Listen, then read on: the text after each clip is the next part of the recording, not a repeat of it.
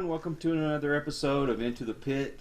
I have West Suburban Paranormal Investigators here, Audra and Nancy. How are you?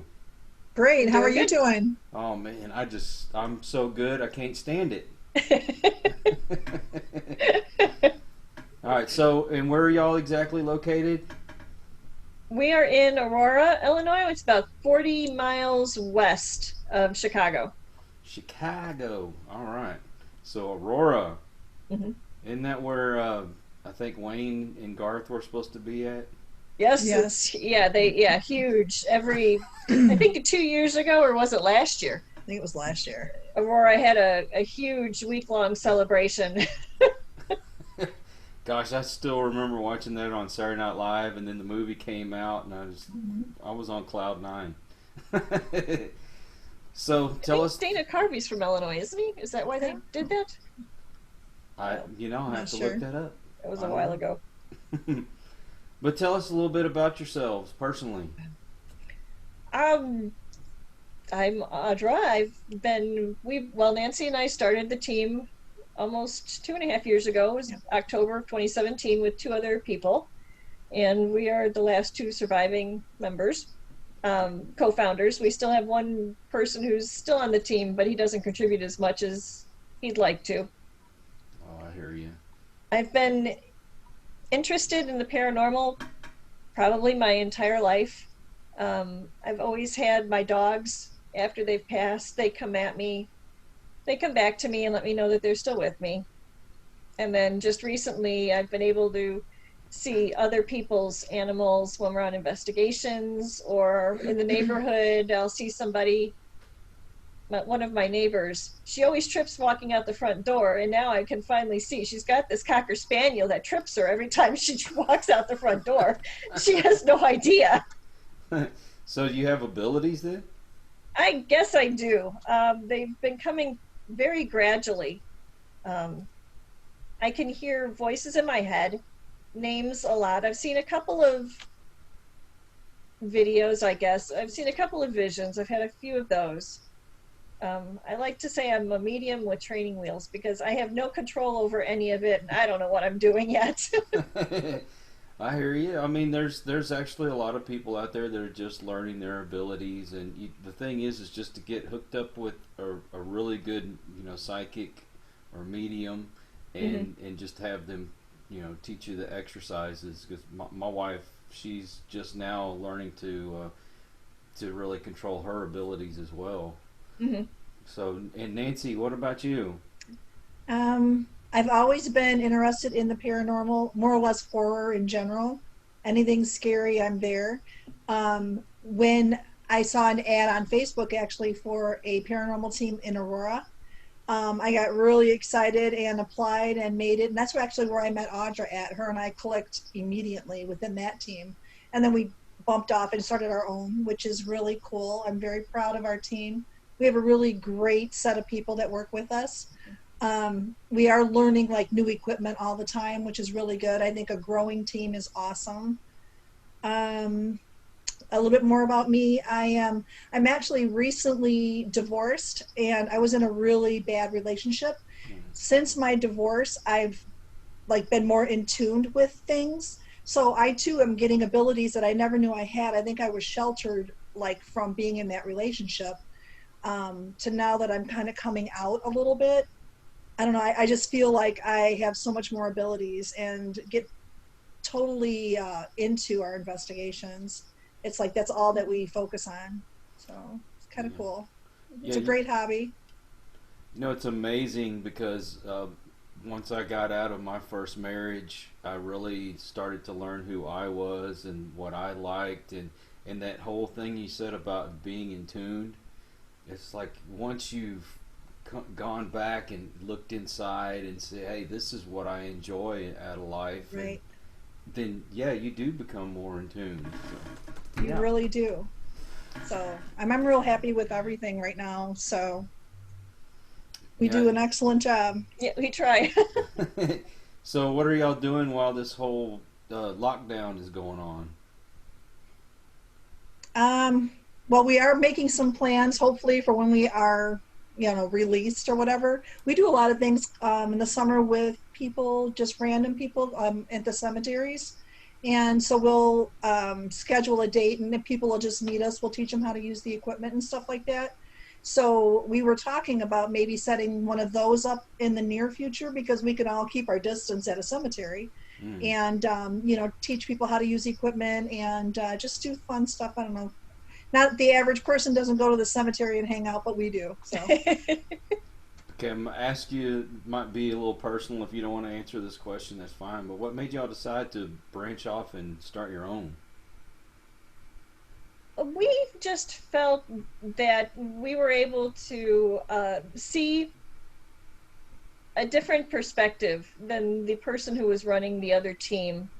We didn't think we were being utilized as far as our experience, our life experiences. Nancy and I are a little older than some people. We have a little bit more. Speak for yourself, Audra. We have a little bit more life experience, work experience than others. And we could see some holes that were occurring that could definitely be problematic in the future. And so we thought it was best to get out while we could. Yeah. Well, yeah, that's a good thing. And it was a great move for us. Yes, definitely. Do you find a lot of teams are more looking for fame than they are really getting out there and helping people? Definitely. Right. Definitely. It seems like we've got teams out here that are just trying to send videos everywhere that they can to get on one of the shows on the Travel Channel, instead of maybe focusing on the family that's really calling you for help. Right. Yeah, we've kind of had that attitude of, if we were to ever be on television, great, but that's not what we got into it for. And exactly. If I never make it to television, big deal. I'm still doing what I love, Right. We've got some friends on some other teams, and they talk about how they actually do talk to producers who are on different shows. And it seems like the shows want new ideas from them, and then they'll pitch their new idea, and in 6 months they'll be watching the Travel Channel, and they'll see the show that they were pitching, and they're not on it. Mm-hmm. Yeah, that's why you don't ever give up those ideas. Right. Right. Yeah. This is a field that you get into because, number one, you want to learn what's out there, and two, you do want to help people, because there's so many folks out there that they think, oh man, am I crazy? Is this really happening? And you can give them a logical explanation, or a paranormal one. Right. So yeah. We're kind of the last resort too. After everyone has kind of gone through their entire checklist of, is this pipes in the wall? Let's have the plumber come out and have the pest control come out. Well, okay, we're still having it occur, so who's left? Right. Yeah. I always found it ended up being electrical problems, believe it or not, because you get that creepy feeling with the whole EMF and everything going on. Yeah. My first ever investigation, and this was in Baytown, Texas, which is just north of Houston. We were there, and I was so excited. I'm like, oh, these people are seeing things and they're hearing things. I can't wait to find something. Yeah, you know what I found? That old, that knob and tube wiring. Oh no. Yeah. And they'd actually cut pieces out of it and had, the covering, and wrapped wires around it. Oh, no. Man. Yeah, and hung a light up in the attic. And so, number one, you had that old wiring, and then you got a knucklehead that, I mean, come on, that's a chance to start a fire. Right. And then they had a transformer literally over their backyard. Oh, no. Oh, yeah, the EMF detector was, like, off the charts. It was so bad. It's like, oh my gosh. You're not crazy, but what you're feeling is you're probably sensitive to EMFs. Right. It happens. So, it does. What's the one case that these people were so convinced that they had something, but you found that logical explanation for? Maybe that museum, or like she had all the dolls upstairs, but it was the electric wires were right outside of that room. That could be. That was like yeah. an antique store, I think. I think it And was an antique it was store. an antique store that had been a house at one point, and it had a lot of the history to it. Was the mom and dad lived in the house, and then they died in the house, and the girl took over, and something happened to her. But the attic, this woman had made into a second floor, and it had toys and dolls, and I don't like dolls. It And was this awesome. I whole love thing dolls. was full of dolls. It was horrible. But she swore there was some energy in that room, which you definitely felt something when you went in there. Yeah. But upon investigating, we see the wires that are coming straight into the house, and then it's breaking off from there. And that's exactly where all of the currents coming in was that one corner. So yeah, it was really cool. I enjoyed the dolls, actually. I think one of our people bought one of the dolls from her too. When we Yeah, left. he did. He did. Yeah, we went back for the reveal, and he kept talking about this doll. And so I'm the one driving, and I hate dolls. He buys the doll. He puts it in my back seat. I'm like, if you buckle that thing in, so help me God. Otter's like, nope, not me. Right. Yeah, I think that would be like the main one where she was really convinced, but it definitely was the wiring. Mm-hmm. How did she take it? I don't know if she really believed. She was okay because we had found a bunch of stuff downstairs. Downstairs, yeah. There was an actual Hummel doll that she had that we were getting crazy readings off of. We would put our EMF reader up to this doll, and it would go crazy. You'd take the EMF meter away, Yeah. and there was nothing. And we took the box apart. It was just a doll. And we started talking, and it was the EMF would respond to the questions we were asking. So between that and I think the dowsing rod session, we got involved with someone from her past. So she was I okay think it with was it. somebody named, wasn't it the same name? Yeah, it was the Ken. same name as the investigator we had with us. So Oh, So that was kinda crazy. cool. Crazy. Do y'all have those dowsing rods that have the handles on it? yeah, She's the Yeah. expert on Yeah. those. They don't work for me. They don't like my energy or something, but they don't move. Audra grabs them, and a couple minutes later, she's getting answers. It's just incredible. Yeah. you Well, know, you work with the pendulum, and Oh, I yeah. can't get that thing to work Yeah. to save me anything. okay, my wife uses the pendulum. And I'll be honest with you. I've tried to show her that unless you've got your hand stationary, you can just think in your head which way you want that thing to go. And, Well, it's a current through your body, yeah. and well, that and your hands will make these slight movements that if you're not really paying attention to, it'll make it go the way you want to. And I said, now you want to impress me? Put your hand on the edge of a table and hold it as still as possible and let me see it work. Now she still swears up and down it works, and I'm not taking anything away from that because I'm nowhere near an expert. I don't mess with the pendulums. I really feel it works through the energy in your body, though. So it might go to the right or to the left if I'm thinking that. But most of the time, if I'm doing the pendulum, I'm not asking questions. So I'm not the one who's thinking, okay, I'm going to ask this, and I hope it says yes. So my body automatically go that way. Just like when she does the rods, we try not for her to actually ask the questions. We want other people on the team or the client to ask. So that way you can't really manipulate it. But it does work with your body. Oh yeah. Well, and the dowsing rods, I learned how to use those when I worked for the water department, and I did that for 20 some odd years. And the whole purpose behind them is it will find where like a flow is going, like water or electricity or sewer or that kind of thing. And you know, we didn't have the fancy ones. We just had the old wires we would bend, and you'd sit there and hold them, and then you walked across the yard, and you'd see them cross when they were crossing that energy. And of course, you know as well as I do, you have to stand still when you're doing those, and to really see if it works. Because you walk across the room, you don't know what's underneath the floorboard. Right. That's a problem. But we switched to the ones with the handles so nobody could say, "Oh, you're doing that yourself." Nope. Exactly. Yeah, that's why we switched to is the ones that has the sheath around the actual rod itself, so that way you can't manipulate it. And they're cheap. They're Oh I yeah. forgot how much it was, like $10 or $5, whatever it was. And they work. They do work. I'll put It's it up. funny. We used to one of the places we went to. The woman was a geologist, and she talked about the same thing where she worked with the guys who did the water and looked for the pipes underneath the ground. And when I pulled out the dowsing rods, she goes, "Oh, those are witching sticks." I'm like, "Shouldn't we have that the other way? Shouldn't I be calling them witching sticks and you call them dowsing rods as a professional?" Right. So what is the most unconventional way that y'all do your investigations? Cat toy? Probably. We bought these cat toys. They're little round balls. They've got a button on them and they light up when you move them.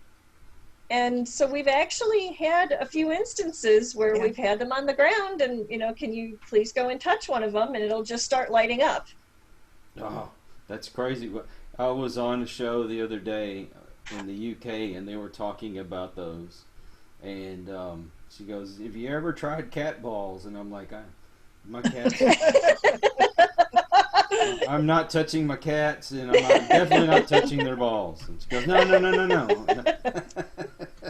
Yeah, they actually work. It was pretty neat. It was pretty incredible, actually. How about like using toys?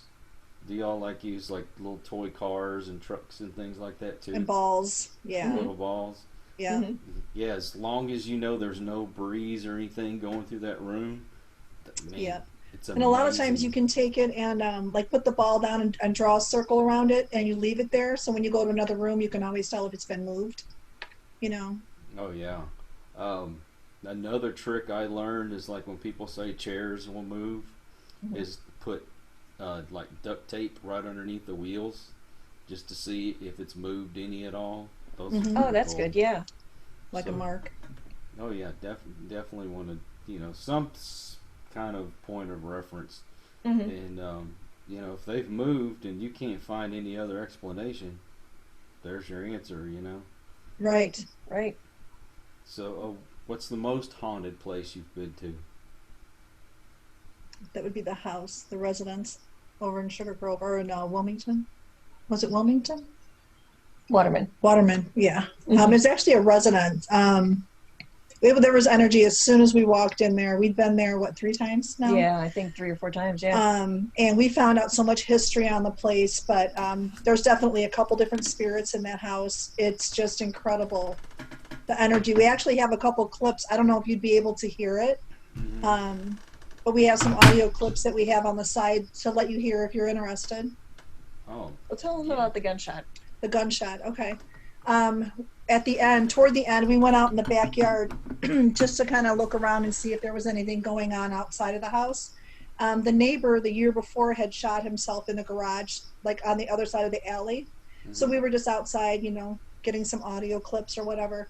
My flashlight, which I didn't know, has an SOS feature on it. So just out of the blue, my flashlight starts flashing. And the guys that were outside with me, they're like, "Oh my God, let me see your flashlight. What is it doing?" And we're like, "Oh, it could be SOS or, whatever." And while we're talking, it was like, "Okay, done deal." And we go on and we finish up. Well, later on, when I'm listening to the audio, there was 3 or 4 gunshots that we captured through the audio, but we didn't hear it when we were there, because as the gunshots go off, we're still talking about my flashlight. So if it was real, we'd all be hitting the ground. You know what I mean? So that was a real good capture. We were pretty excited about that one. Now, have you had one of those that have just scared the crap out of you? I don't know which one. For me, we were in this tattoo parlor. Oh, yeah. And the owner has seen a little girl. She's about 8 years old. And some of the clients have seen the little girl. And the tattoo parlor is another old house. And the first floor is where he has his shop. And then he kind of remade the attic into an office, a little bit of a living space. And I had my audio recorder was at the top of the stairs, and I was at the bottom of the stairs, and we were doing something downstairs. And I go back and I went back and listened to the tape, and there was this woman very creepily, and she says, "Come to me," from the top of the stairs. I said, and it was like whispery sounding. It was creepy as hell, but it was pretty awesome. And that was the only time I think I've kind of taken my headsets, thrown them down, and went, "You know what? I'm going to come back later." That was a good catch, though. It really was. And there was nobody else in there but y'all? It was just us. He would let us come in when he shut down, and then we just had to lock up when we left. It's actually the guy that does a lot of my work, so he pretty much trusted us to be in his shop. Well, I hope you got a freebie out of it. Yeah. Well, yeah. Yeah. But we caught a couple other things. A little girl humming. We have her on Yeah. audio. And then we also caught one of the chairs spinning that was in a different room. One of our boxes came off of the couch and slammed down behind me. I wish I was turned around so I could have seen it. But all you hear is this loud, like, bang on the floor. Audra and I are like different sides of the room, and we look at each other like, did you do that? No. Did you do that? So somehow the box went from the couch into the middle of the floor and just slammed. I mean, it was loud. And then right before that is when we caught the chair through the video. But we didn't see this stuff when we were there. It was later on that we captured it. It's pretty awesome. Man, has there been one of those places you're like, don't think I want to go in there, or I don't want to go back there? No? Not for me. There's a farm I won't go back to because I was, I don't know if I was jumped when I got there, but I definitely brought something home with me for a day and a half. Oh. I'm never going to do that again. And she made it very clear when she left me that if I were to go back, that she would come back with me again. It wouldn't be a good situation. So I'm not ever going back there again. So how did you get rid of it? She left on her own. Really? And she made it very clear that she was leaving because she was ready to leave. She wanted to leave, and she could leave. It was absolutely nothing that I was trying to do. She said, you don't like dolls, so I'm leaving. Exactly. There were no dolls here. You know, it's just, I won't bring up another little story. I know this is y'all's time, but fine. You've heard of Yorktown Hospital here in Texas, right? Mm-hmm. Mm-hmm. Okay, we went in to the hospital, and we'd been going through all the different hallways and rooms and stuff, and constantly had our equipment out and all that. And we had passed by, it was like a playroom for the kids that were there when it was, you know, still a hospital. Mm-hmm. And so mind you, I even had walked in and out of this room, I can't tell you how many times. Well, then got real late, and everybody's like, yeah, I'm ready to go to bed, we're gonna crash. And my wife looked at me and said, hey, do you want to keep going for a little longer? I'm like, yeah, sure, you know me, I'm up for anything. And we went back by that room, and my wife was right there where there's like a almost like a open window so you can see into it. Mm-hmm. And while she's standing there, and you would hate this, Audra, I'm sorry. Oh, great. Dolls. Yep. Here's this doll, and you know it's programmed to say mama, night night, and I love you, and all that kind of stuff. And it started going off. Oh, man. Okay, well, first thing that pops in our head is, must be a motion sensor, you know. Waved in front of it, waved the flashlight in front of it, did everything, would not do anything. So like, okay, maybe the batteries are going bad or something. Right. And as we're messing with the first doll, there's another doll sitting directly across from it, and it's doing the same thing. Oh no. I would be running. So, we had these things turned to where they're not facing each other, thinking maybe there was some kind of device that helped them to communicate. Mm-hmm. And, you know, one of the guys took the whole thing apart. I don't even think it had batteries in one of them. Oh, man. Wow. And they still talked back and forth. And this went on for... That would be so cool. That would be really cool, though, yeah. I guess a good 30, 45 minutes or more. Oh, my God. Wow. And they would only talk when you asked them a question. And so we thought maybe it was an auditory thing. But our electronics guy, he took that whole thing apart. He says, no, it's just a doll that, you know, you pick it up and you shake it, then it says something. But they're sitting in stationary chairs and nobody's rattling the floors or anything. Mm-hmm. And why wouldn't they have gone off the last few times we wandered in and out of that room? Right. So that's so cool. We stuck a K2 meter on a rocking horse that was in there. Mm-hmm. And I said, hey, you know, if you're in here and you want to communicate with us, we've got a rocking chair right here. Why don't you come sit on it and play for it, on it for a while, and just have a good time. And no, I mean, not even 2 seconds after I said that, the K2 pegged all the way out. Oh my gosh. Wow.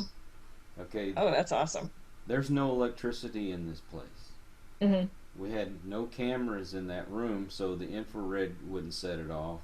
Right. Everybody's phones were off, and they were in a separate room, so we're not carrying any of that stuff around. Right. You got a logical explanation for that one? Wow. Absolutely not. That is so cool. No. Okay, I got a No. cousin Gotta that be. I got a cousin that you need to talk to, because he still says that there's magnetic waves that are coming through, and that sets them off. I'm like, okay, whatever. Hmm. There's always one of those somewhere. Yeah. Who thinks that the 4G is messing with the spirits, or that or is it 5G now, I think, Yeah. that those are Messing with the messing with equipment. everything. Yeah, it's the 5G now. Get ready to hear it all. Right? So, do you get a lot of people that are real skeptic and critical of y'all? No, we end up blocking them. There's a few, but nobody really voices it to us. I mean, except for like, maybe some friends that are just, wanting to pick an argument or something. But for the most part, not really. No? I think we get few people that look at us a little different once they find out what we do. So, What's amazing is you can walk into a room, and if somebody asks, hey, what do you do? And you say, well, I'm a paranormal investigator. All of a sudden, you're the all rock eyes star. on me. Yeah, you are the rock star of the room. Oh, yeah. It's true. Hey, I got a million questions. And I know they probably come running up saying, hey, I got this happening, and I got this happening. Don't tell me Right. about this. Mhm. Yeah, that is. It seems like at first you're afraid to say anything because you don't want the negative and the people coming up to you telling you, oh, that's a bunch of hooey. But more often than not, you've got people coming up to you going, oh my God, let me tell you this story. And Yeah. it's always from the people that you're looking at least going, expect it. they're the ones who have nothing going on. And they're the ones coming up to you going, let me tell you about my uncle, who died 20 years ago, but I still talk to him. Oh, okay. Do you get a lot of the stories of the lady in white that walks across the room and all that? Not really. Not so much. No, I mean, we've got a huge Resurrection Mary story, I Yeah. guess, that's been in Chicago since the late 30s.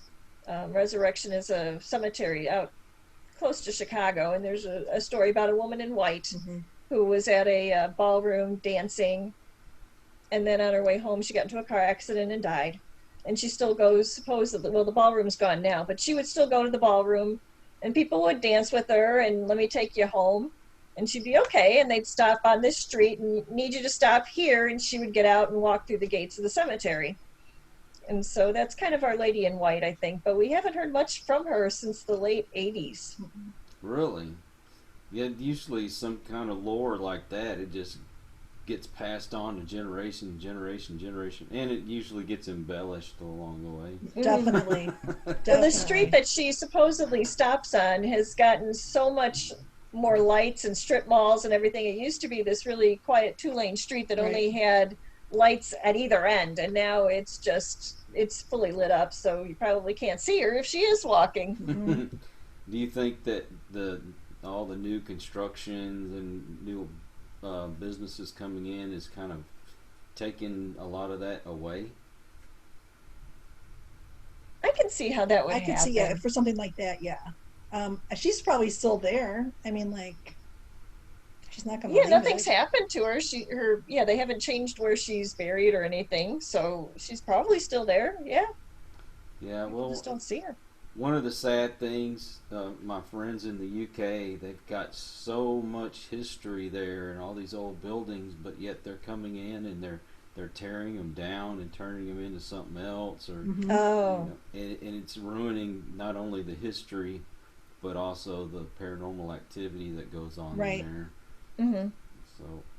So, worst case, best case. So it would be the worst. I don't know. We really haven't had any bad ones. I mean, not really. Just Maybe that abandoned house out there, Brian's uncle, his house. yeah. That was kind of bad. I think it's kind of bad because nothing really happened. Well, nothing really happened, but it was just like you just didn't know if there was people out there. Like it was an abandoned house, so people were like living in it or whatever. You know, that was kind of creepy in that aspect. But I don't know. We really didn't have any bad We ones. haven't. No, I mean we've never gotten scared or run There's out never of a the basement building. we won't go in. Yeah. Put it that way. When you tell us, oh, there's something creepy in my basement. Okay, which door is that? Because that's where we want to go. But have you had like people that tell you you've got something there just so you'll come in and look at their place? We probably have. I think so. We've had a couple, well, more than a couple, but a few places that we went to that we had gotten nothing at all. And there was one place, it was kind of crazy, we went to, and I was getting nothing all night long. And I'm ready to leave, and I'm kind of running my mouth a little bit like, well, okay, well, we need to go, and let's, all right, well, it's really nice meeting you. And on the echo box, which is like a spirit box, comes back and says, shut up, please. I'm like, what the hell? They just told me to shut up. Needless to say, I don't talk so much anymore.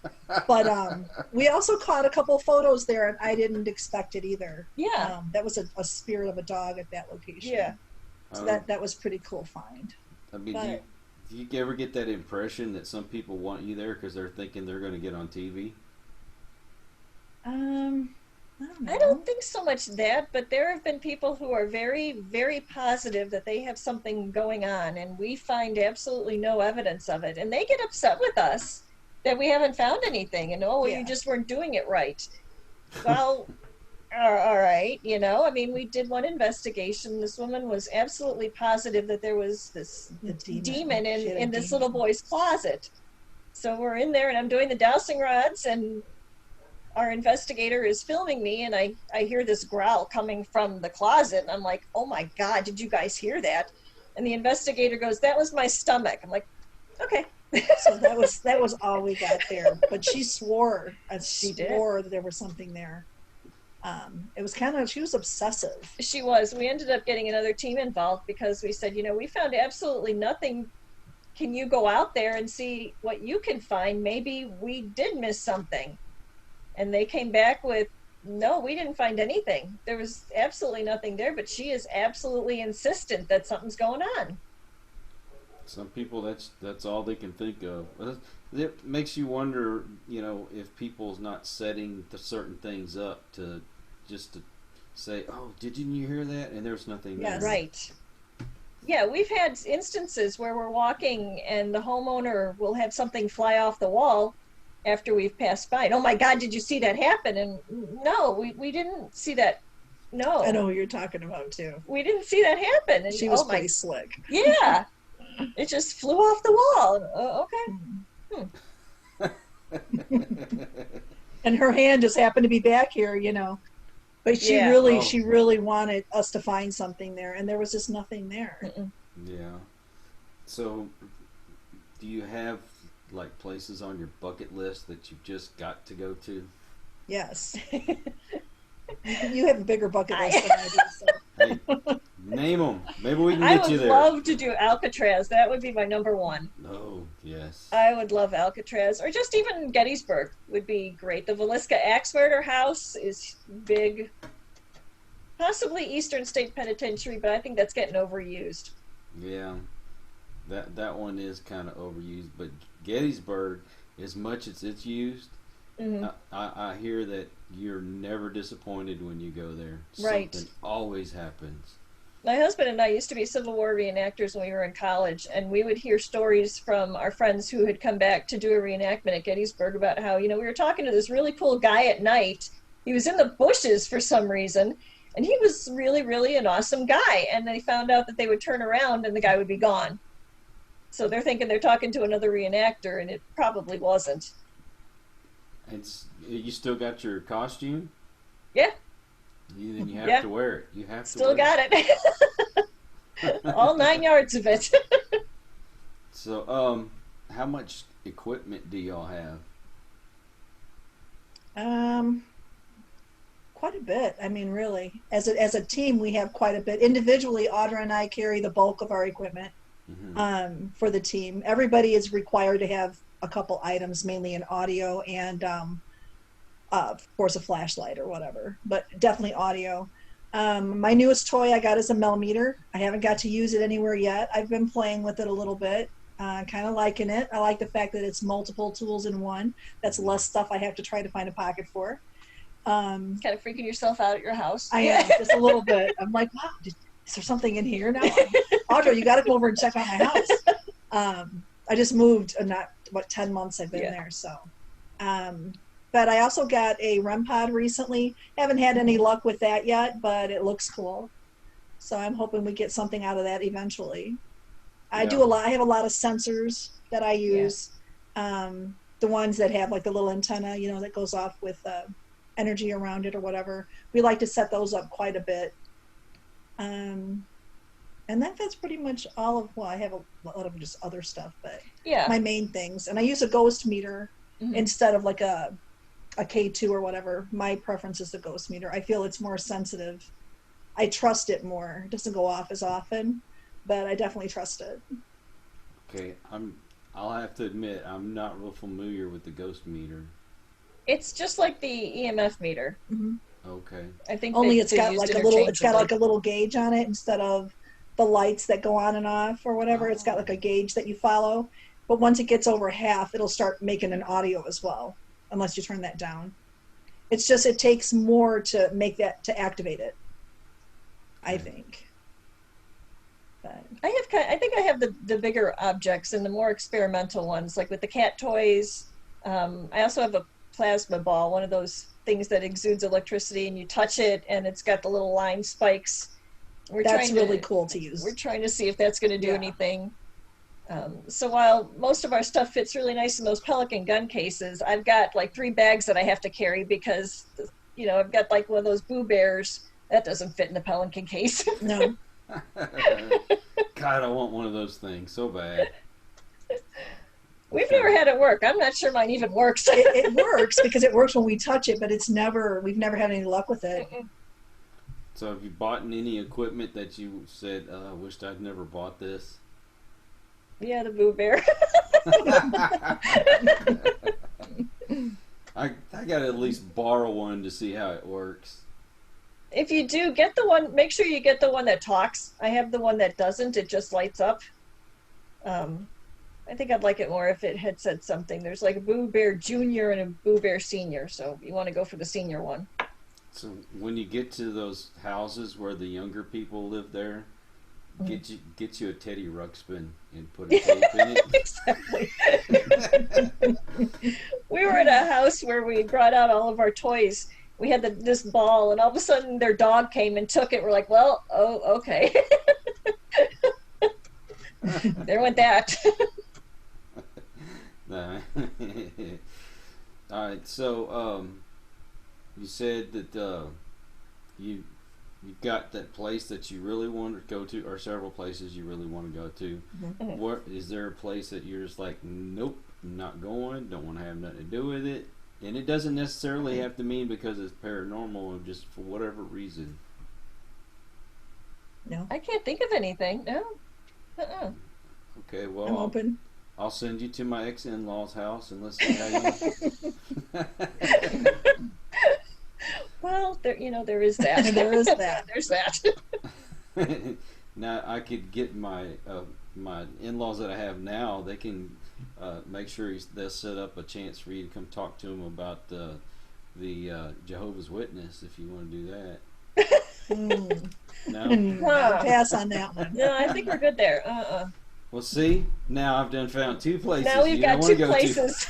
To. Although, to be honest, at one point your ex-sister-in-law came calling. We almost went out there. We almost went over there. Yeah, that's true. We almost went out there. So, if you had to make a guesstimate, how many cases have y'all been on so far? Almost 50. I'd say more than that. You think more than 50? I would say, like for the 2 years, within 2 years period, probably about 70. I don't know, 70, 75. Mainly homes, mainly residential. Yeah. But we also do field trips with our team too. Like we went to Waverly last time. Oh yeah. And so we do some things like that as well. So. All right. And do you have like a screening process that you go through with your your clients to see if you want to be there or not? We do, but I don't think we've ever turned anybody down either. Did we? I don't think we have either. Mm-mm. I mean, we've gotten some, there have been a few cases where we've known that the person has a history. When we went to Juliet. Yeah. Yeah.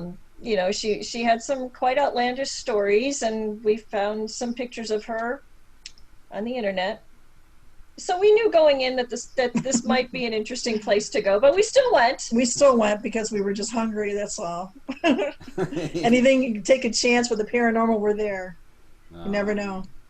Oh yeah, I hear that. So you've gone through your process of, you know, where you're going to go. How do you normally start out your investigations?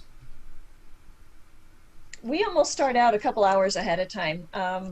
We usually go to dinner so that way we get out the, hey, how was your week? How you doing? So that way when we get to the place, it's full investigation mode. But before we even walk in the door, we've got the audio recorders on. Mm-hmm. Okay. And we'll go through the house. We'll ask, even though we already know what's going on, we've already had an interview by phone with the owner, we still ask them, tell us everything you know, and then show us where we're going and show us the different places that we need to set up things. We'll talk amongst each other going, well, okay, you know, she says she sees something there. Let's put a laser grid. Yeah.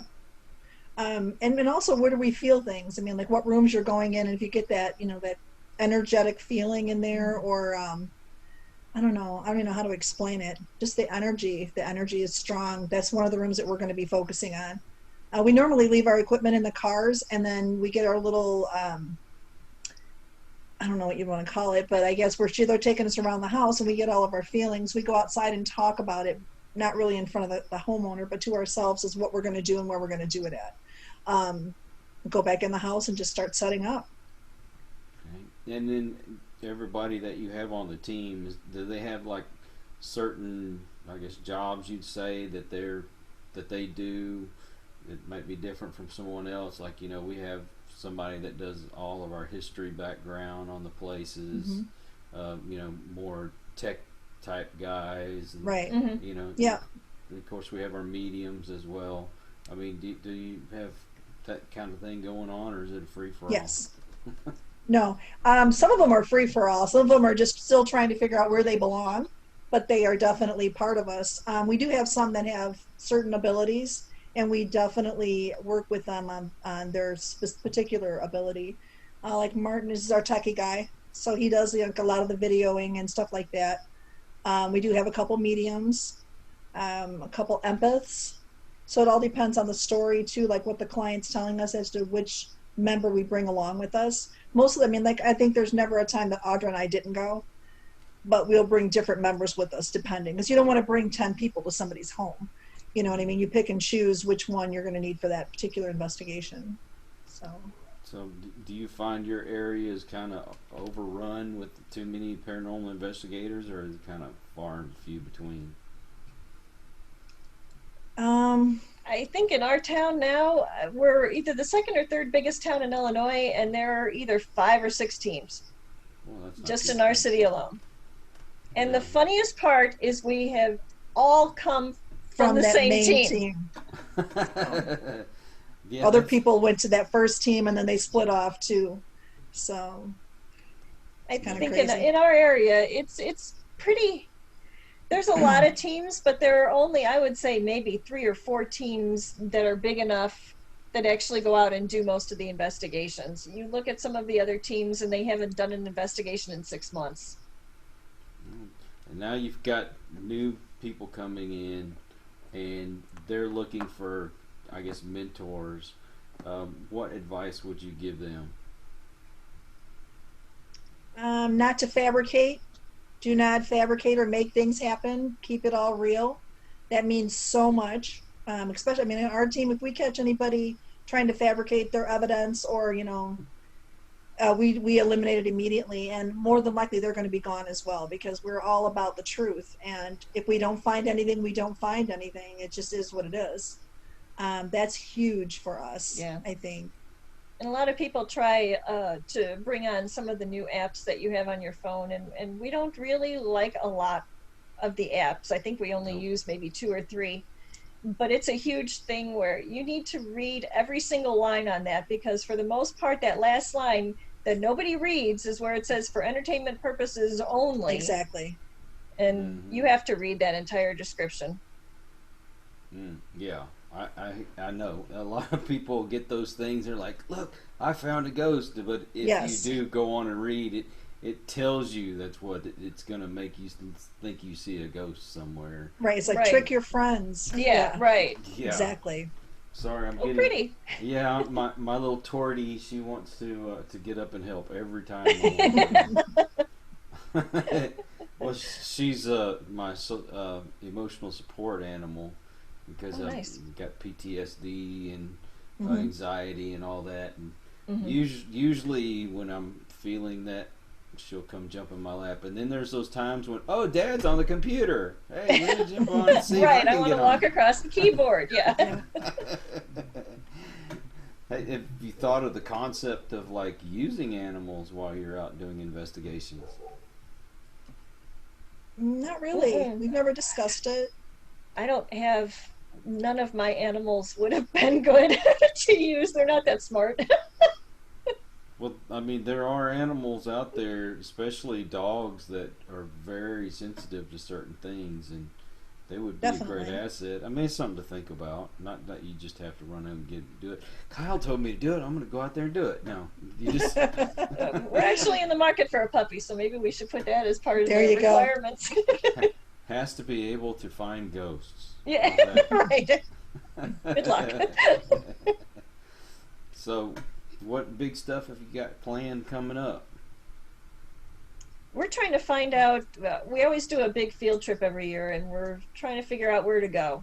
If it's one of even our going to big- be open Yeah, now. well, yeah, So yeah. If it's going to be open, we can't really even make plans for the future because we don't know when we're going to be released. I mean, we're locked down here until the end of this month, supposedly. at the very least, yeah. So Are they starting to open a few things around there?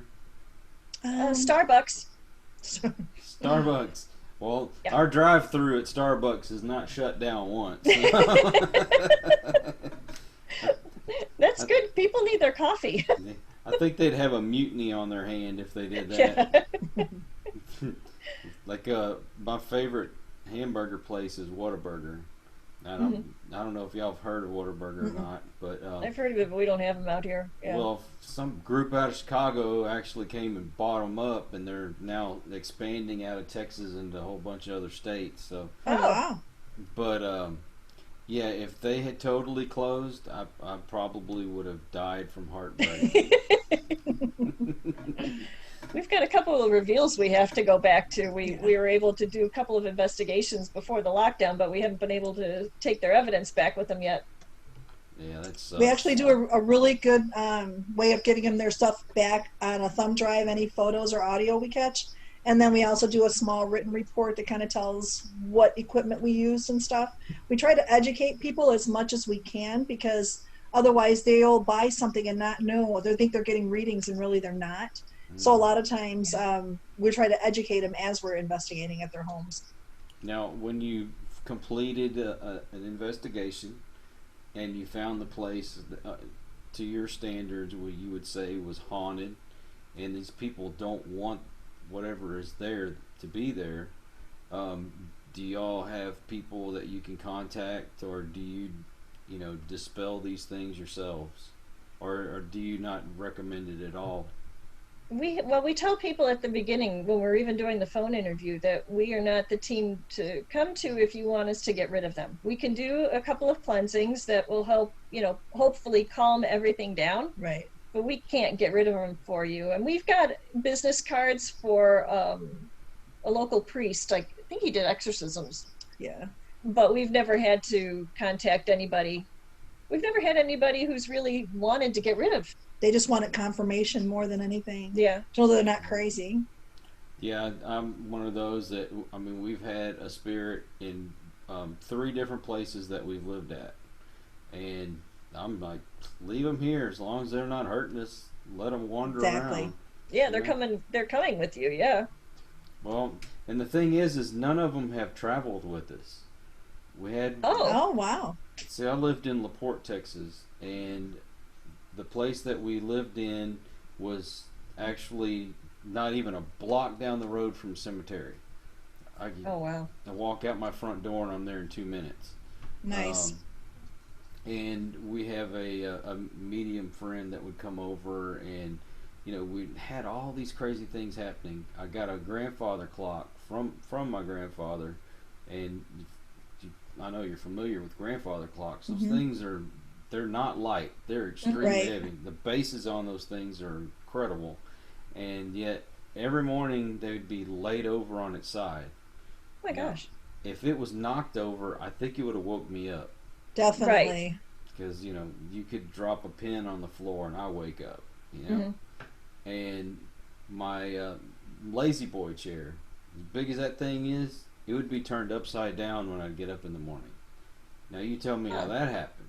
That's where you're living at now? That's No, crazy. this was back when I lived close to Houston, Oh, okay. and no offense to my Houston listeners, but I hate Houston and I couldn't wait to get away from it. 48 years of living there, Oh or I wow. could come up to beautiful Austin area. No, Hmm. there's no competition there whatsoever. Hmm. But anyway, all these crazy things were happening, and you know, I didn't know what to think. And the medium came in, and she actually found a room where there was, I guess you'd call a vortex, where these things were passing through. And she Mm. goes, Mm-hmm. they're never going to be the same. They're always going to be different because they're just passing through. It's a doorway. Yeah. Exactly. And being that my wife has abilities, Right. They're they right. they're attracted to They're that. drawn to Right. it. They don't want to ever You know all stay. about I that. sure do. We moved up here, and the town is called Cedar Park, which it's north of Austin. Um, Moved in the house. Didn't even once think that there'd ever be anything in this house, but the cabinet doors would open and close, Oh and wow. you'd hear dishes rattling and all this kind of stuff. And it was fairly new house, and so the pipes in it were good. They were not Hmm. popping or doing any of that stuff. And we had a medium tell us that there's a an apparition of an older lady there, and she says she looks at you like the son she wished she had, and Oh. she just loves to hang out in the kitchen and cook. Oh, So that's really Oh, wow. nice. so I'm like, well, I don't want to get rid of her. Yeah, she seems pretty nice. Yeah. But then we kept getting these noises in the attic, and I thought my wife was just hearing things until I was there, and I heard something sound like it was walking across the ceiling, and it was so frightening to the point where I went and got my 45. I climbed up in the attic, and mind you, you have to have a ladder to get in this attic. You can't just jump up there and pull yourself in. You have to get in on a ladder. And I went up there, had the flashlight, I had my gun out like this, and I'm looking, couldn't find nothing. Hmm. Wow. Well, the people that owned it, they're retiring. They decided they wanted to move back into the house, to our dismay, and so we had to find another place to live. About a week or two after we moved out, they called us and they said, "Is there ghosts in this house?" Oh my gosh. Like, we could only tell you. Well, so we moved to this house that we're in now, and since we've been here, it's not been anything really bad, but you keep seeing a head pop over the stairway and look down at you. Oh my god. And I've seen it so many times. I'm like, okay, this is the norm. And Right. Please, not right now, Aw. sweetie. That was going on, and we found out that there was a ghost of a young child, that he was just curious and Mhm. liked being there. And one evening, we're sitting in the living room. We have the big sliding glass doors, and we kept hearing this sound like somebody was throwing rocks at the back window, the little tiny pebbles. Yeah. Went out there, couldn't find nothing, you know. And it's not like my neighbor is gonna chunk rocks at me. Sit there and throw rocks at your window, yeah. And it was just so weird that this was happening, and then all of a sudden it quit, and it never happened again. And I had a medium on the show, and she told me, she says, I see this kid. He's got kind of that hippie looking hair, almost like a surfer dude type of, you know, personality, and I see him being really talented, and just telling me all these things. I'm like, you know, I don't know. Yeah. And we then found out that night that all that stuff was going on, that a friend of my kids and my wife, he about 20 something years old, he was jogging down the street and he got run over and killed by a car. Oh, no. wow. And so I did not tell the medium anything about it, and I sent her the picture, and I said, tell me what you see when you look at this picture. And she goes, oh my God, that's the kid that was standing behind you while you were doing your show. Oh my God. Wow. So, I mean, have you ever had one of those kind of awe-struck kind of moments? Probably one of the residents we did when we were doing an echo box around the coffee table in the living room. We were all sitting on the floor. When we listened to the audio later, it wasn't even through our spirit box that the voice came through, but there was a voice, like it would have been right next to me, probably where Audra's sitting, and it was talking, and it was a little kid's voice. So that was really, really cool. It just totally gave you chills when you heard it, because you knew it was right there with us. So that was a really cool find. Yeah, he was sitting right there next to us. Yeah, that was pretty awesome. Yeah, and make sure you do whatever you can to not bring any of these things home with you. Yeah. Audra, I'm looking at Audra, you. she's the one. They I follow her. know. I have a problem with that. I know. And I do a lot. It's whenever I don't prepare is when I get screwed. And it happens every single time. So you'd think that I would, you know, Yeah. make sure I prepare myself, but Yeah, normally we do pretty good at that. Oh my God, have you ever had anything like attached to you and make you sick or anything? definitely. I've gotten jumped, I think, 2 or 3 times, and each time I can tell. And Nancy will look at me and she'll be like, "Are you okay?" And no, I'm not okay. And it just happened a couple of weeks ago. Yeah, We your whole were- personality changes when that happens. We were at this really old house, and this woman said that the person who lived there before her was renovating this room, and he fell backwards. He literally fell backwards through a wall into a hidden room that they had blocked off. Yeah.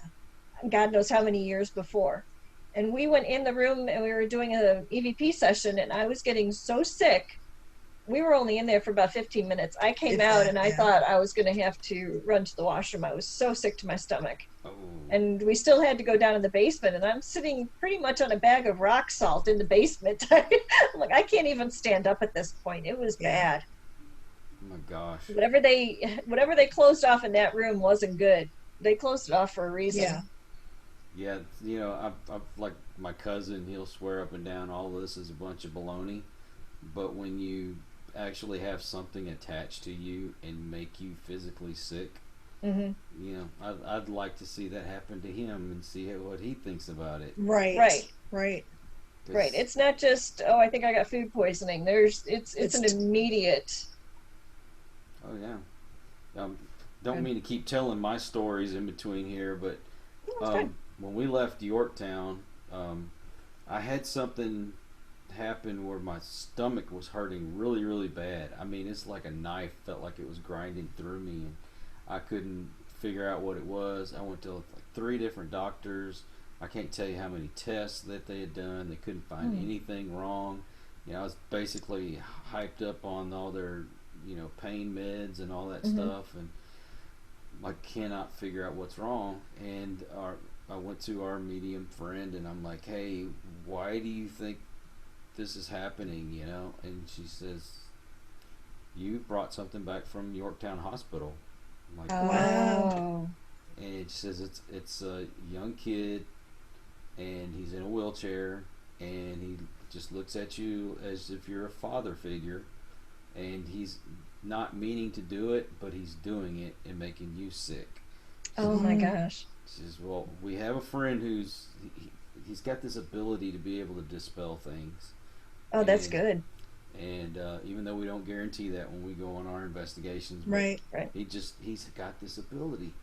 And she said, you need to call him right now, and I promise you things will get better.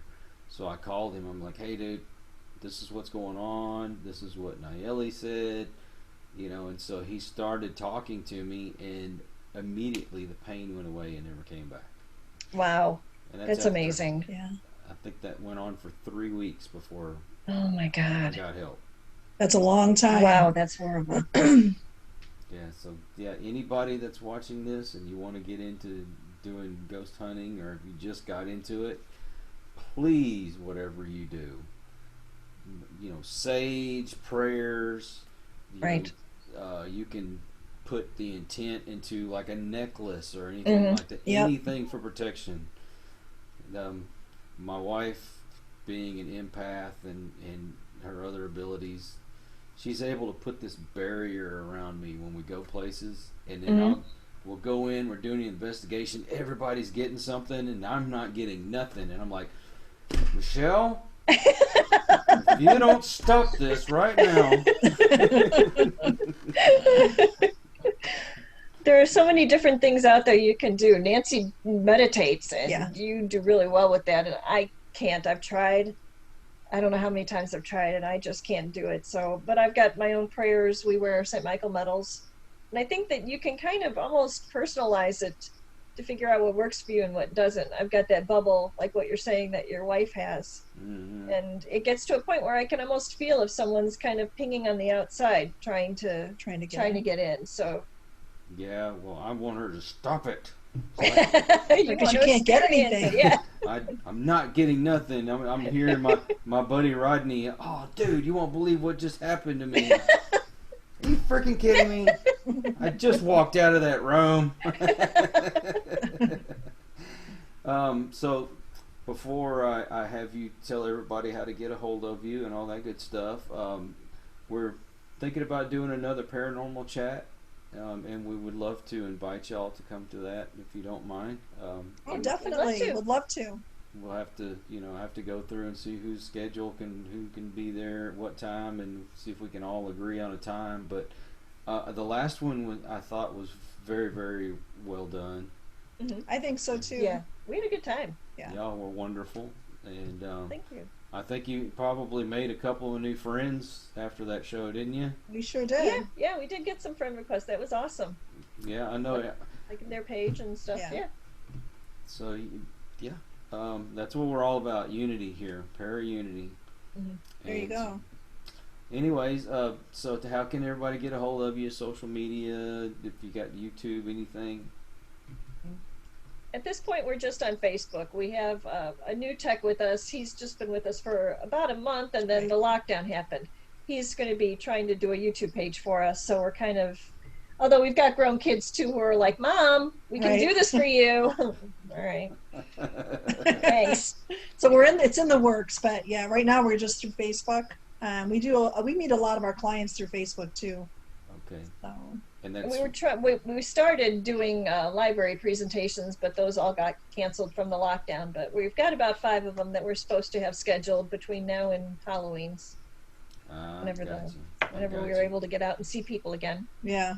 And so it's just West Suburban Paranormal Investigators, right? Right. If you do investigations, Facebook.com investigations, Facebook.com /WSPINV /. Okay.